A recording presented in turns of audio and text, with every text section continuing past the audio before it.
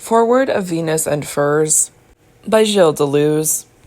Most of the information on the life of Sacher-Masoch comes to us from his secretary, Schlichtergrol, Sacher-Masoch under Masochismus, and from his first wife, who took the name of the heroine of Venus and Furs, Wanda von Sacher-Masoch, Confessions of My Life. Wanda's book is excellent, but it was severely judged by subsequent biographers, who often merely present us with subjective impressions of the work. In their opinion, the image she offers of herself is too innocent, and they assumed her to be a sadist, since Masoch was a masochist, but this may well be a misstatement of the problem.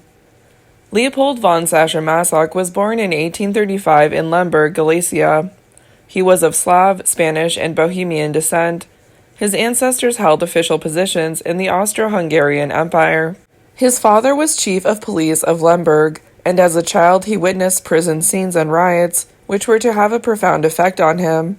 His work is deeply influenced by the problems of nationalities, minority groups, and revolutionary movements in the empire, hence his Galician, Jewish, Hungarian, Prussian tales, etc.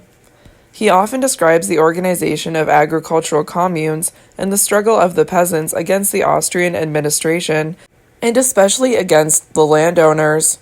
He became involved in the Pan-Slavic movement. The men he admired, besides Goethe, were Pushkin and Lermontov, and he was known himself as the Turgenev of Little Russia. He was appointed professor of history at Graz and began his literary career by writing historical novels. He met with rapid success. One of his first genre novels, The Divorced Woman, 1970, aroused interest even in America. In France, Hachette, Calman-Levy, and Flammarion published translations of his novels and stories. One of his first translators was able to present him as a strict moralist who drew his inspiration from history and folklore without making the slightest allusion to the erotic character of his works. His fantasies were probably made more acceptable by the fact that they could be attributed to the spirit of the Slav people. We must also take into account the more general explanation that the standards of censorship and tolerance of the 19th century were very different from our own, diffuse sexuality being more acceptable than specific physical and mental details. In the language of Masoch's folklore, history, politics, mysticism, eroticism, nationalism, and perversion are closely intermingled, forming a nebula around the scenes of flagellation. He was consequently disturbed when Krafft-Ebing used his name to designate a perversion. Masoch was a famous and honored writer. In 1886, he made a triumphant journey to Paris, where he was decorated and entertained by the Figaro and the Revue du Monde.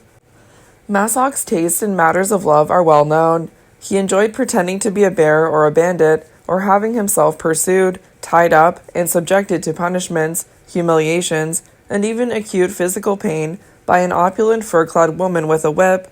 He was given to dressing up as a servant, making use of all kinds of fetishes and disguises, placing advertisements in newspapers, signing contracts with the women in his life, and if need be, prostituting them.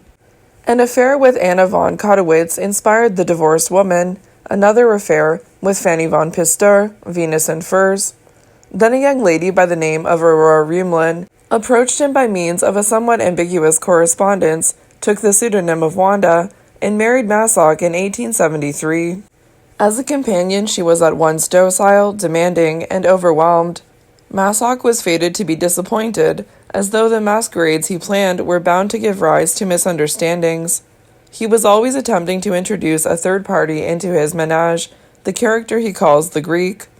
During his period with Anna von Kotowitz, a sham Polish count entered their life, revealing himself later to be a chemist's assistant wanted for theft and dangerously ill. Then there is the strange adventure involving Aurore, Wanda, the hero of which appears to be Ludwig II of Bavaria. The story is included among the appendices to this book.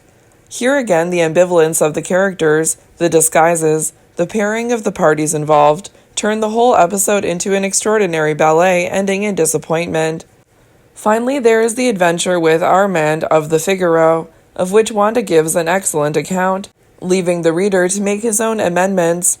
This episode was the reason for Masoch's journey to Paris in 1886, and it also marks the end of his union with Wanda. In 1887, he married his children's governess. In the novel by Miriam Harry, Sonia in Berlin, we find an interesting portrait of Masoch in retirement. He died in 1895, saddened by the neglect into which his work had fallen. And yet his writings are important and unusual. He conceived of them as a cycle, or rather as a series of cycles. The principal one is entitled The Heritage of Cain, and was to have treated 6 themes: love, property, money, the state, war, and death. Only the first 2 parts were finished, but the other 4 themes can already be discerned in them. The folk tales and the ethnic tales form secondary cycles. They include in particular 2 sober novels, dealing with mystical sects in Galatia, which rank among the best of Masoch's works, and reach heights of anguish and tension rarely equaled elsewhere, The Fisher of Souls and The Mother of God. What is the meaning of the term heritage of Cain? It is intended first to express the burden of crime and suffering inherited by humanity.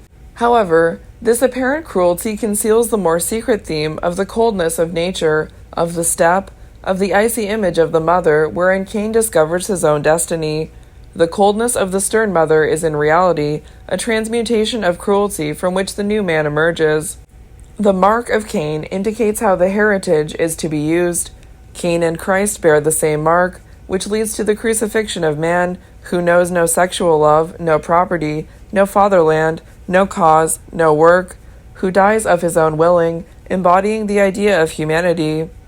The work of Masoch draws on all the forces of German Romanticism. In our opinion, no other writer has used to such effect the resources of fantasy and suspense. He has a particular way of desexualizing love and at the same time sexualizing the entire history of humanity. Venus in Furs, Venus and Pels, 1970, is one of Masoch's most famous novels.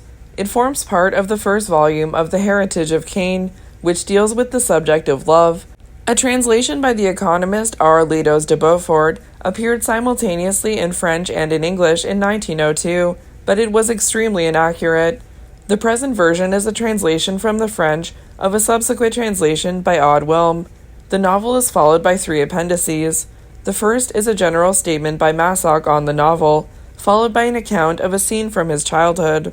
The second consists of the love contracts that Masoch signed with Fanny von Pister and Wanda.